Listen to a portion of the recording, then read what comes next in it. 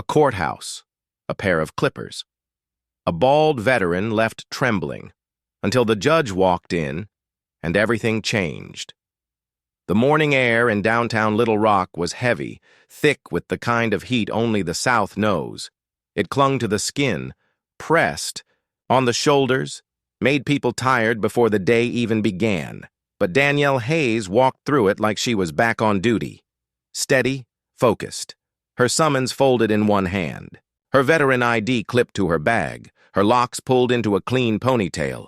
No makeup, no jewelry, just her and her pride. It wasn't her first time serving jury duty. She'd done it in Sacramento, in San Antonio. She showed up, did her part, and went home. But today was different. As she approached security at the Pulaski County Courthouse, she nodded politely to the man in front of her. He didn't nod back. She stepped through the metal detector, and that's when she saw him, Bailiff Curtis Randall. Square jaw, gray buzz cut, shoulders still wide like he hadn't stopped lifting since his glory days. The type who stood just a little too straight, looked a little too long. "You here for something?" he asked, already suspicious. She held up her summons. "Yes, sir. Jury duty. 9 a.m. He didn't even look at the paper. His eyes were already locked on her hair. "Ma'am, there's a dress code," he said. "This is a courtroom, not a street corner." Danielle blinked. "Excuse me?" "Hair needs to be neat and professional," he said, pointing toward a laminated sign on the wall. "Dreadlocks aren't appropriate in a courtroom. We can't have distractions." "These are locks," she replied, keeping her voice calm. "And I've served this country in uniform with the same hair on my head. I'm here to do my civic duty." "You can either fix it or step out of line," he said. "I'm not letting you into that courtroom like this." The hallway buzzed with low conversation and footsteps, but between Danielle and Randall, there was only silence, thick, cold. "I don't carry a brush or clippers," she said, "and I shouldn't have to." A young black woman behind the security desk glanced up, met Danielle's eyes, then quickly looked away. Randall leaned in, his voice low, sharp. "Then consider this a refusal to comply. Contempt of court is a real thing." Danielle took a breath. She had a dozen responses lined up. But the Army had taught her when to fight and when to survive. "Can I speak to someone else?" she asked. "I am someone else," he snapped. "I decide who gets into that courtroom. You want in? Fix your appearance." Her heart thudded, not with fear, but rage. The slow-burning kind, the kind that stays in your chest like a weight. "Let me make a call," she said, trying to buy time. "No calls past the checkpoint. You leave, you forfeit your duty. You stay, you follow protocol." There was nothing in the rules about hair. But Randall wasn't quoting policy. He was flexing power. Danielle knew this wasn't over. Not by a long shot. He led her to a small room just past security. No windows, cinder-block walls. The hum of one overhead light. She wasn't under arrest, but it sure didn't feel like a choice. "I'm giving you an option here," Randall said. "We can get you in that courtroom in 15 minutes. But only if you cooperate." She sat down on a hard plastic chair.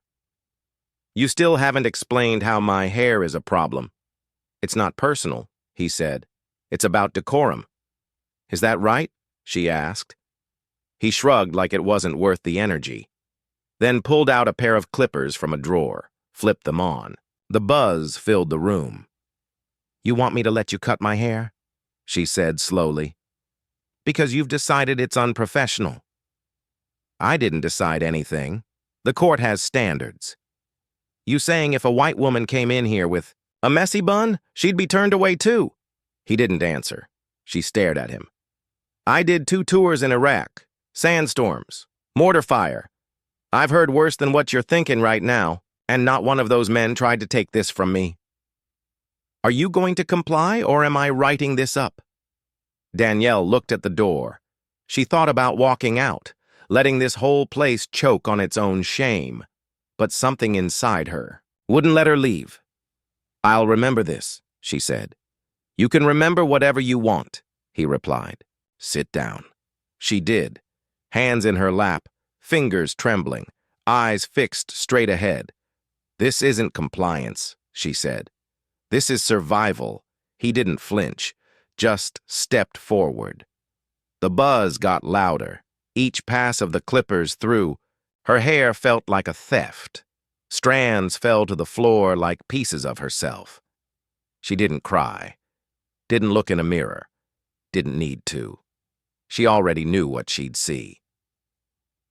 When it was done, he handed her a paper towel like it was some kind of prize. "You're good to go," he said. Danielle stood up. Back straight, quiet. But inside her, something was burning. Danielle stood up slowly. She didn't look in the mirror. She didn't need to. She already knew what she'd see. A hollow ache sat in her chest, but her spine stayed straight. She walked out of the room and back into the hallway. Her scalp felt cold, exposed, but she kept her head high. The same young security clerk looked up as Danielle passed. Their eyes met for half a second. Then the girl looked down, ashamed. Danielle said nothing. She handed over her bag to be rescanned. They sent her to courtroom 2A on the 3rd floor. The walk was quiet. Every step echoed in her mind. She entered the courtroom. It was nearly empty. A few jurors scattered across benches. A clerk shuffling papers. An older woman bailiff named Bethany gave Danielle a polite nod and moved on. Danielle sat in the back, hands folded in her lap, her scalp still tingling where her locks used to. Nobody noticed her, not yet. But she could feel it, like every breath of air reminded her of what had just been taken. She stared forward, eyes fixed on nothing. The heat in her chest wasn't shame. It was rage, quiet, controlled, but real. She leaned forward, elbows, on her knees, tried to breathe the way her old sergeant taught her.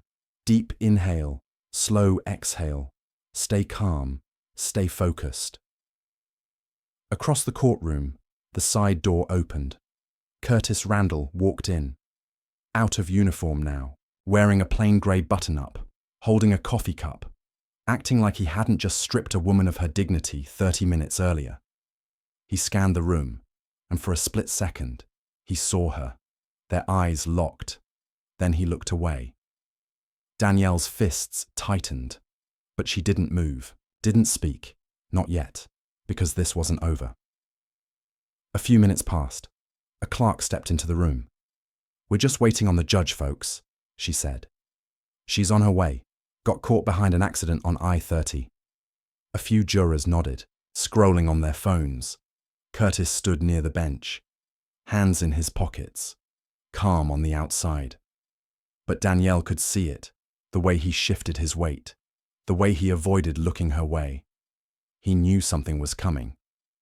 He just didn't know. What Danielle's mind wandered to Iraq, to sand, heat, mortar shells, and to Monica Traylor. It had been 12 years since they served together. Back then, Monica was all calm steel. The kind of woman who didn't break under pressure. The kind who cracked a joke when things were at their worst, then got serious the second it counted. They'd once shared a foxhole for 9 straight hours, not speaking, just staying low and praying. After the war, they lost touch. Danielle had heard Monica made it into law. She had no idea how far she'd climbed, and she definitely didn't expect to see her today. Not like this. Just then, the back doors of the courtroom opened. The clerk straightened her. Notes. Curtis stood a little taller. All rise. Danielle rose with the others. Then she saw her. Judge Monica Traylor, black robe. Natural curls full and proud. Calm, commanding. She didn't walk to the bench. She owned it. Danielle's heart caught in her chest. Curtis Randall's face changed.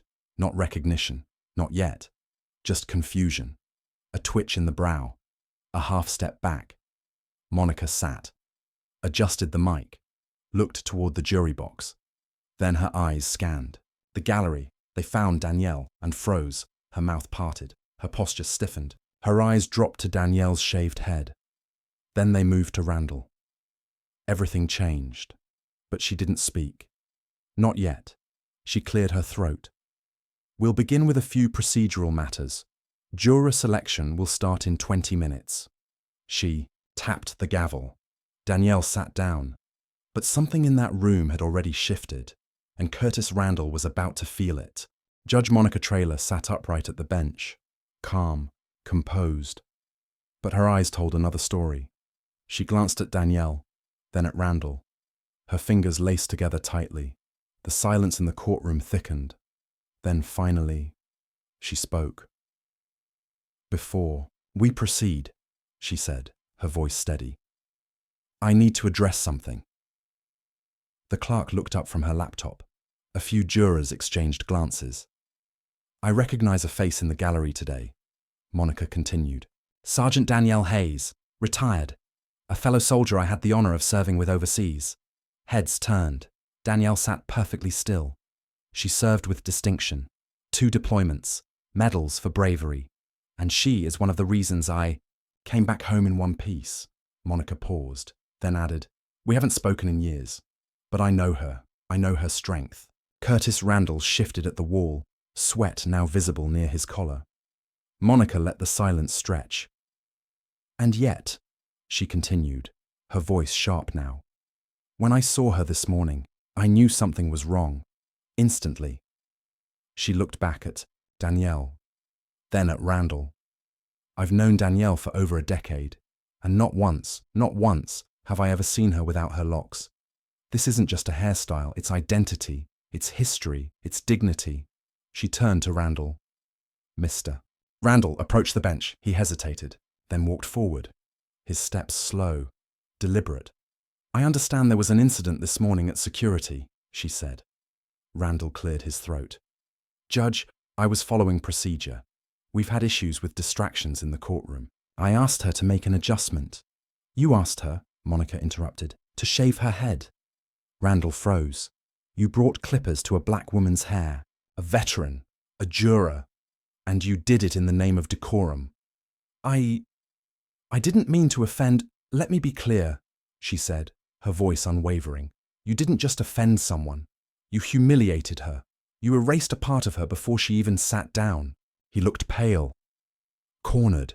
"I thought, there is no rule in this courthouse, or in any court under federal law, that bans natural hairstyles. None. There is, however, a rule against discrimination." Danielle looked down. Her chest tightened, not from shame, but from release. "Step outside," Monica said. "You are not to return to this courtroom until further notice." Randall didn't speak. He turned and walked out.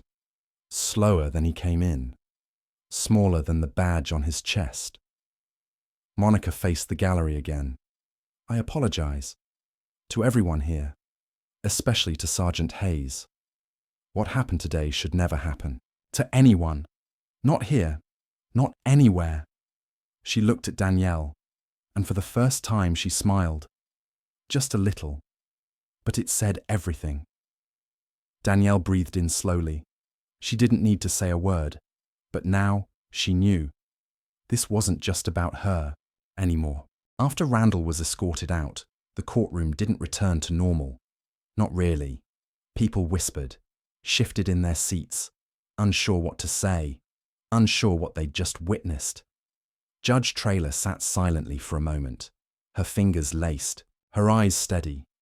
The gavel rested in front of her, untouched. Then she stood, not like a judge rising in ceremony, not with drama, just quietly, and stepped down from the bench. She walked slowly across the courtroom. No one spoke. No one moved. She stopped in front of the gallery, right in front of Danielle Hayes. "Permission to speak?" "Off the record?" she asked gently. Danielle nodded. Her throat was too tight to speak. Monica took the seat beside her. Now, eye to eye. No bench between them. No robe, no title. Just 2 women. 2 soldiers. 2 survivors. "I knew it was you the second I saw you," Monica said. Even without the hair, that walk, you never lost it. Danielle gave a faint laugh through her nose. Didn't know I still had it. Oh, you do, Monica said softly. They sat in silence for a few seconds. Not awkward, just full. Danielle finally asked, "How long have you been back in Arkansas?" "Almost 4 years, Monica said. "Took the bench last summer. I was in Baltimore before that. Civil rights cases. But eventually, I had to bring that fight home." Danielle nodded, eyes still forward. "I didn't expect this. I was just trying to do my part. Jury duty, simple." Monica leaned forward, elbows on her knees. "You did more than your part today." Danielle finally turned toward her. "He made me feel small," she said, voice low, honest. "You stood taller than him the entire time," Monica replied. Danielle blinked hard. She wasn't someone who cried easy. The military had hardened that part of her. But Monica's words cracked something in her. Then Monica shifted. "You remember Camp Victory?" she asked. Danielle cracked a small smile. "You mean the night our convoy stalled outside the perimeter? The one where we sat in the back of that truck eating canned peaches and waiting for the radio to come back?" Danielle chuckled. "Yeah, that night." "You kept everyone calm," Monica said. "Even after the second explosion you said, 'Don't flinch.' That's how they know they've got you. I never forgot that." Danielle shook her head. "I was terrified." "We all were," Monica replied. "But you kept us together." That moment between them wasn't about peaches, or war, or even Randall. It was about knowing someone had your back when it counted. Monica stood up. "I'll be filing an internal complaint against Randall," she said, "and I'm calling the Judicial Conduct Board. What happened here today will be documented." Danielle stood with her, quiet, straight, steady.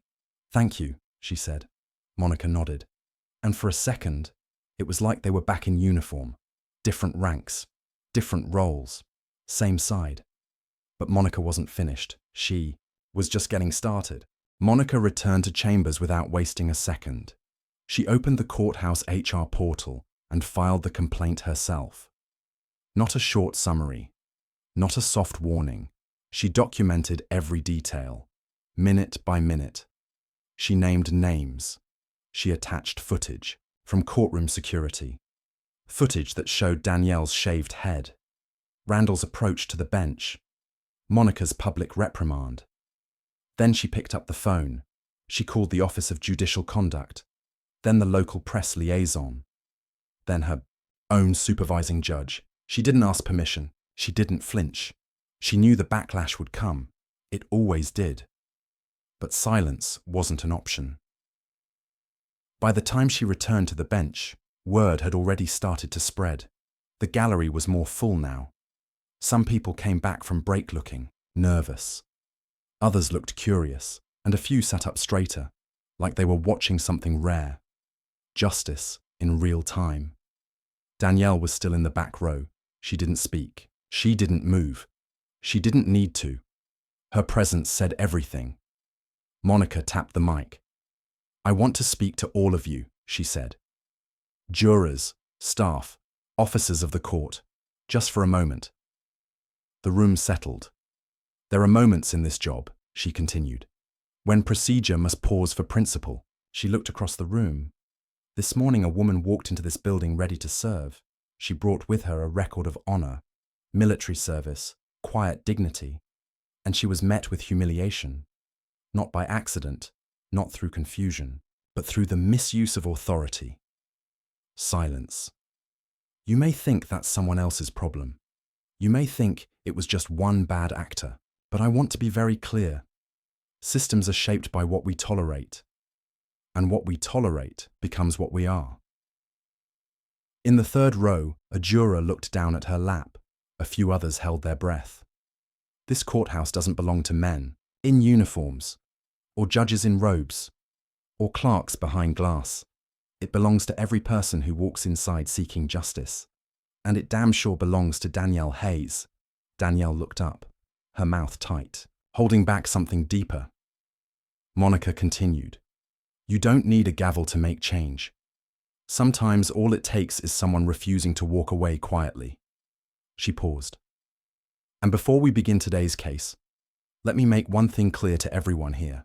Whether you're in this room or hearing about it down the hall or reading it tomorrow, if you think authority gives you permission to erase someone's identity, you don't belong in this building.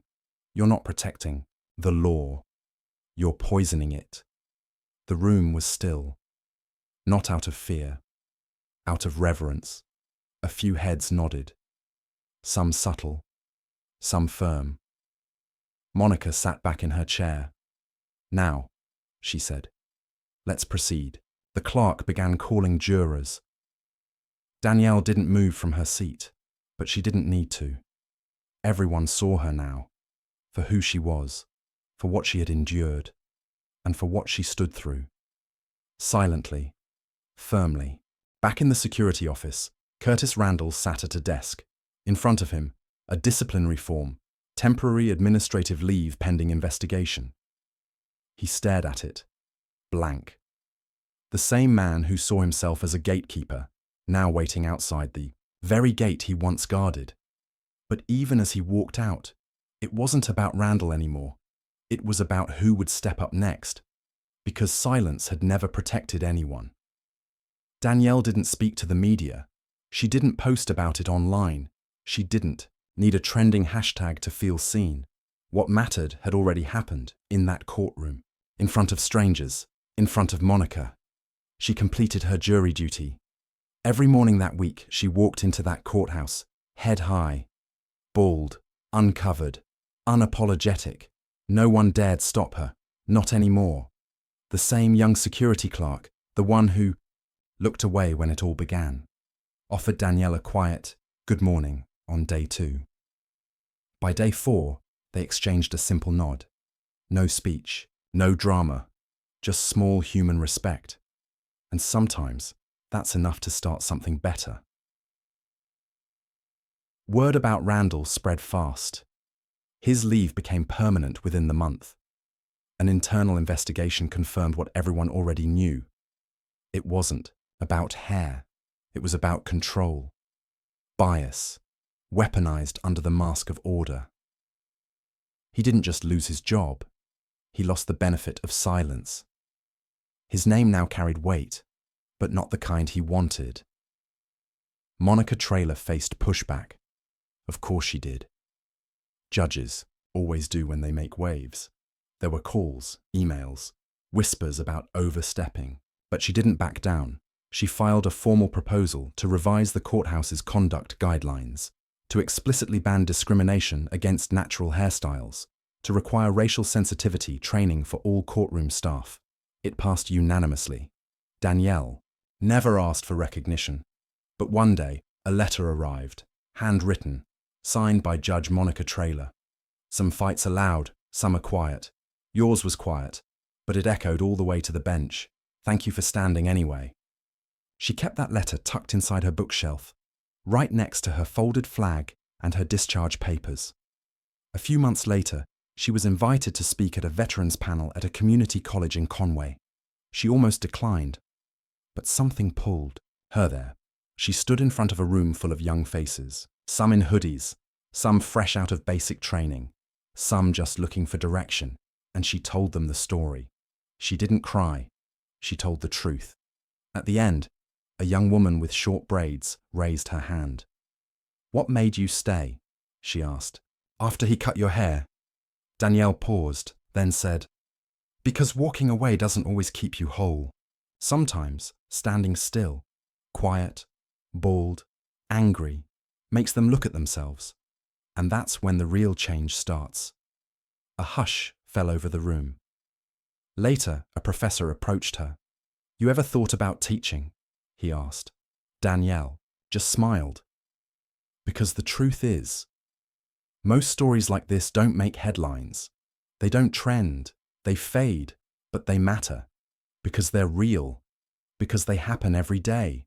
In courthouses and classrooms. In break rooms and barbershops. And they remind us bias doesn't always scream. Sometimes it whispers with clippers in its hand. pretending to follow rules, but silence doesn't protect you. It only keeps you invisible. Danielle didn't raise her voice. She didn't throw a fit. She just showed up, stood her ground, and let the truth speak through her pain. And Monica, she did what more people in power need to do. She didn't just see what was wrong. She said it, out loud, publicly. That matters, because when one person speaks up, it gives the next person permission to do the same. If you've ever been made to feel small for how you look or where you come from, don't forget, your story matters, your presence matters, and your silence is not the price of peace. Speak up, even if your voice shakes, even if no one's looking, especially then, because sometimes all it takes to shift the whole room is one person who refuses to shrink.